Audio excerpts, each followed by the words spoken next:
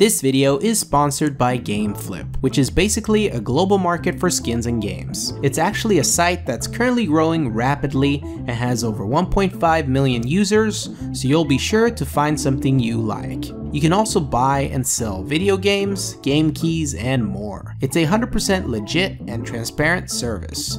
Check the video description to get a promo code and a link to save $1 when you sign up.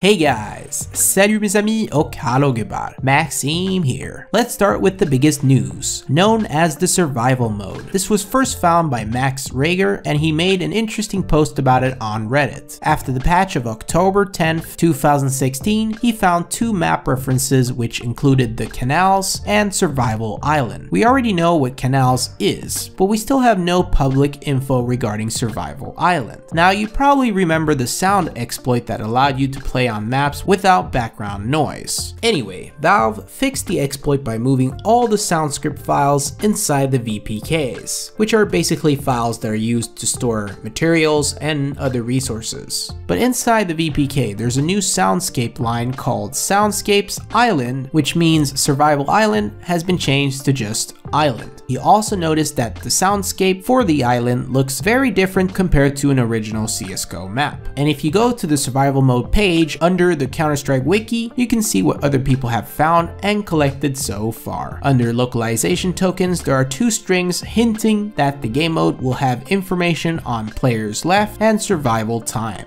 Under models, you can see information about supply crates and beacons. All the references here are very similar to a Battle Royale mode. Even the phases during the game sounds to me like there's danger zones on the map.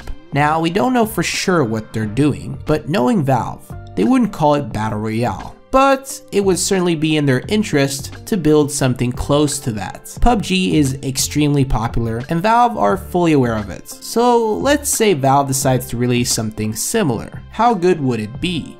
I honestly believe Valve would be able to pull it off quite well. You can complain all you want about not hitting your shots in the game and that CSGO is broken, but what about PUBG? PUBG isn't famous for its servers, how well optimized it is, or even the user interface.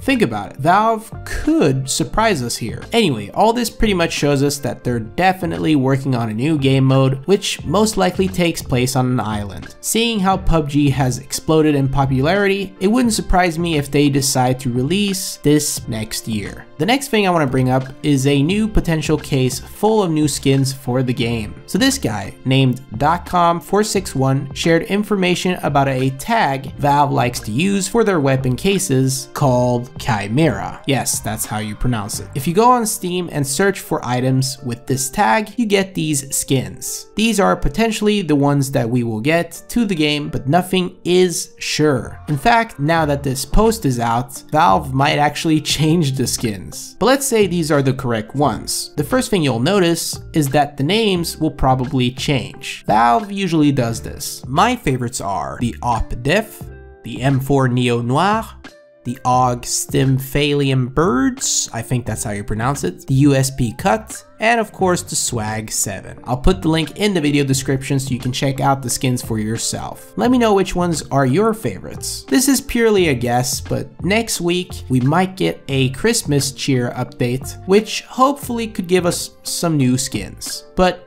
nothing is 100% sure here. Thanks for watching, hope you enjoyed this video. Make sure you follow me on other social medias as well so you don't miss out. I'll see you guys in the next one, and go bananas.